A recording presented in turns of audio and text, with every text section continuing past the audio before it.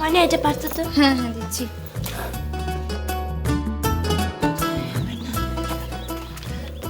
গ্লাসে দিয়ে দিই এখনই জল।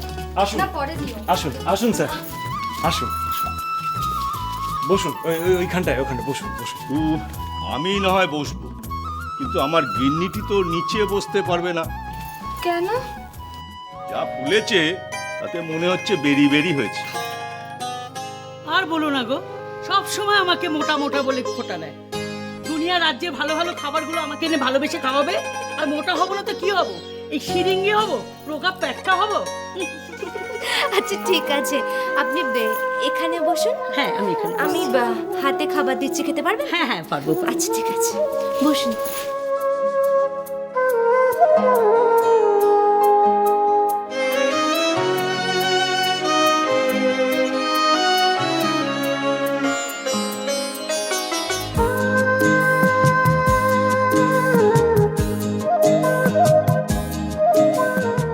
আর দিও না আমাকে, উফ এমনিতে যা চেহারা হচ্ছে।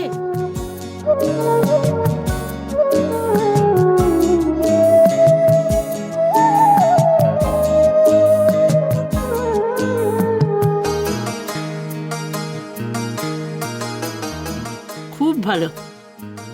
বাহ, ঠিক যেমনটি চেয়েছিলাম ঠিক সেরকমই হয়েছে। কি এবার বলো, রান্না কেমন হয়েছে? তুমি ছাড়া নাকি আর কেউ ভালো রাঁধতে পারে না? তুমি যে খুব ভালো রাঁধুনি সে বিষয়ে কোনো সন্দেহ নেই। আমি এই প্রথম শুনলাম যে আমার স্বামী আমার রান্নার পর কারুর রান্নার প্রশংসা করলো। রান্না রান্না আবার ও করলো কবে? ও তো শুধু টেলিফোনে হয়। টেলিফোন রান্না মানে? টেলিফোন মানে ও কিছু না কিছু না। এই নিন না এঁচড় চিংড়ি। এঁচোড় চিংড়ি? দাও দাও দাও।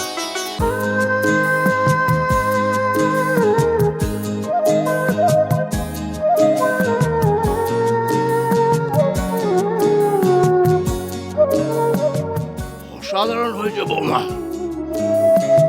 তুমি কিন্তু খুব ভালো রেঁধেছো।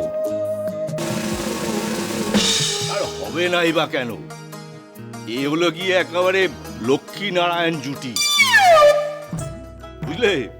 লক্ষ্মী নারায়ণ জুটি। আমি ভাবছিলাম রাতুল, তোমার বউকে কিছুদিন আমার বাড়িতে নিয়ে রাখবো। কেন রাখবেন কেন? একসঙ্গে বেরোবো, হইচই করবো, আর তার মধ্যে যদি একটা বাচ্চা কাচ্চা হয়ে যায়।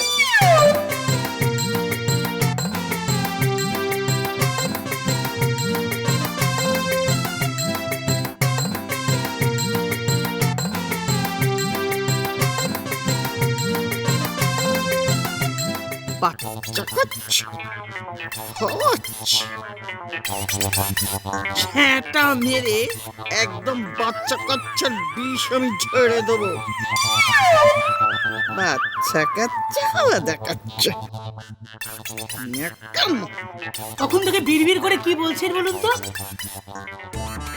উনি আসলে জ্বলছেন। জ্বলছেন মানে? আসলে পরশ্রী কাতর প্রতিবেশী তো, আমাকে সহ্য করতে পারেন না, সারাক্ষণ হিংসে জ্বলেন। কেন? ওই যে আমরা স্বামী স্ত্রী এত সুখে আছি তাই। কি গো, তাই না? হুম? আমরা সুখে আছি না খুব? হ্যাঁ হ্যাঁ, আমরা দারুণ সুখে আছি, কত সুখে আছি।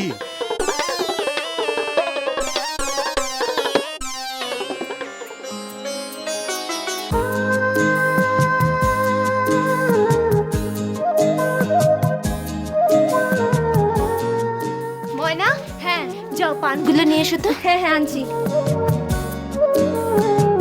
আবার পানও সেজেছো? আপনারা আর কতক্ষণ থাকবেন?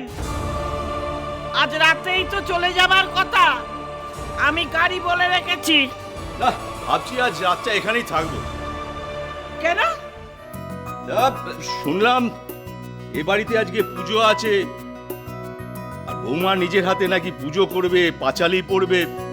এসব তো আমাদের আর দেখা হয় না।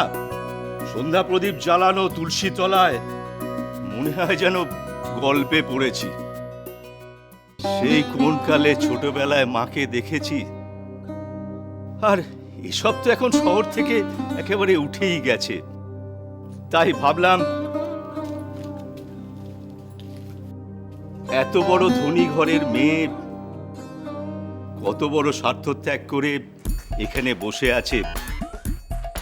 সংসারের মঙ্গল কামনায় সে শঙ্খে ফু দিচ্ছে, প্রদীপ জ্বালাচ্ছে তুলসী তলায়, ধূপ ধুনো দিচ্ছে, ঠাকুরের সামনে বসে পুজো করছে, পাঁচালি পড়ছে। এ দৃশ্য বড় বিরল, তাই না বৌমা? হ্যাঁ, তাই তো। তোমরা স্বামী স্ত্রী মিলে সুখে থাকো বৌমা, ভালো থাকো।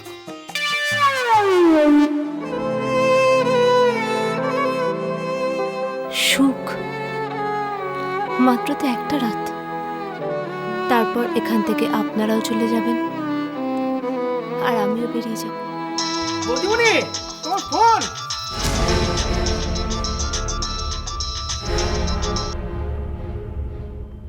তুমি কোথায় ডার্লিং? আমি রাতুলের কাছে।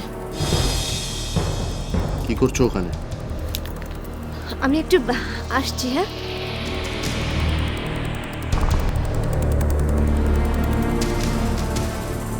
শোনো, আমি এখানে কি করতে এসেছি না এসেছি তার কৈফিয়ত কি তোমাকে দিতে হবে নাকি? হ্যাঁ, দিতে হবে। তুমি পড়ে আছো কেন ওখানে? আমি আসবো, এসে সিন ক্রিয়েট করবো, ওখানে ঝামেলা করবো? দেবরাজ, প্লিজ। কেন? দেখো, ওর রিলেটিভরা এসেছে এখানে। ও তাদের জানাতে দিতে চায় না যে ওর আর আমার সম্পর্কটা খারাপ। ওটাকে? ওটা অবশ্যই আমার স্বামী। তো ওটা কি? নাম নাও না নাকি? টিপিক্যাল মেয়েদের মতন হয়ে গেছো, স্বামীর নাম নিতে নেই। ধরে নাও না, তাই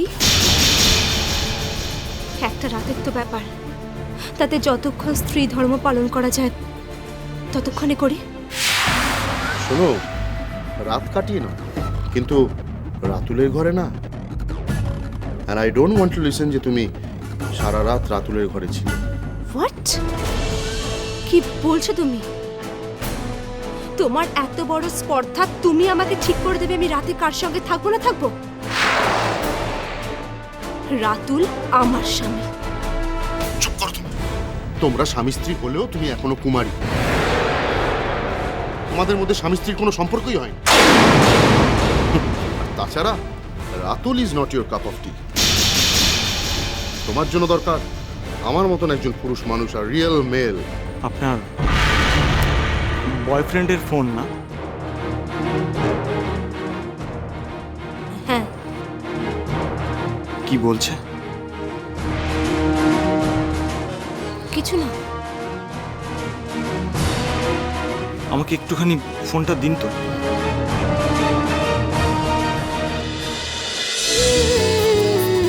আই টাপুর টুপুর হয়ে রই